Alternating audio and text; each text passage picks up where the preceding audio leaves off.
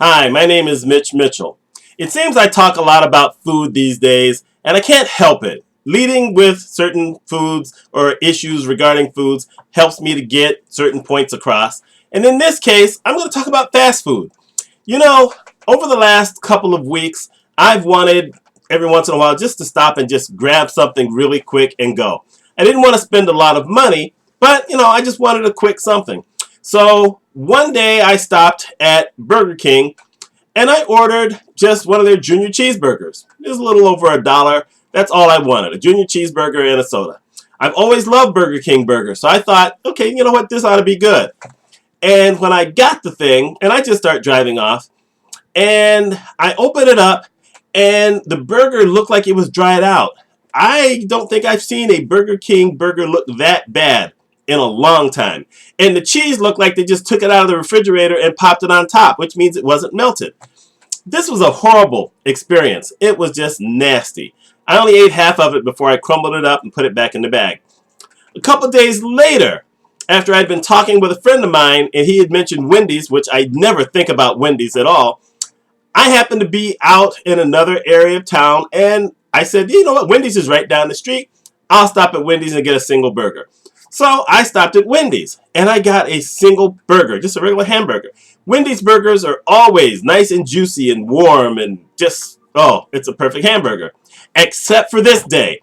It was dry and it just kind of laid there.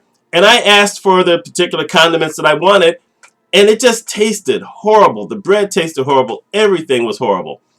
And I started to think, you guys have these things that you call the value menu, but I'm not getting any value. And I'm thinking, well, why would this stuff be tasting so bad? Now, maybe it's because it's off times. I mean, I know during lunchtime they're cooking a lot of these things and they've got them going, and at dinner time the same thing.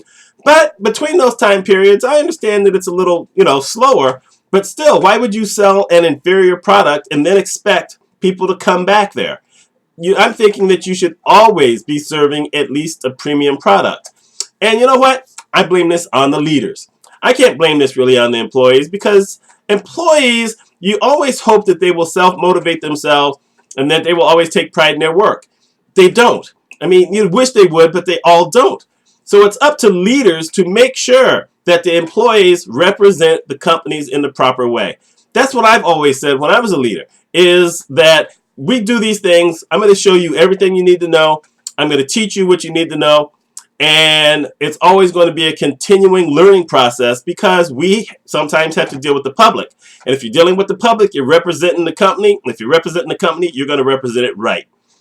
So I've just been wondering, what is this lack of value that, leaders don't seem to be instilling in their employees? This is just my thought.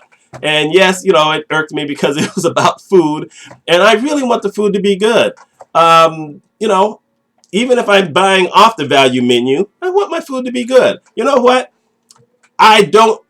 Almost never, I will say almost never. I can't say always, but almost never do I stop at McDonald's for an order of fries and they're bad. Now, I don't know about the other stuff, but the fries are never bad. So if McDonald's can care about their fries that much, how come these other places can't think about their burgers? Just a thought. Let me know what you think about leaders, if it's their fault that you're not seeing value all the time. Anyway, I'm Mitch Mitchell. Y'all take care.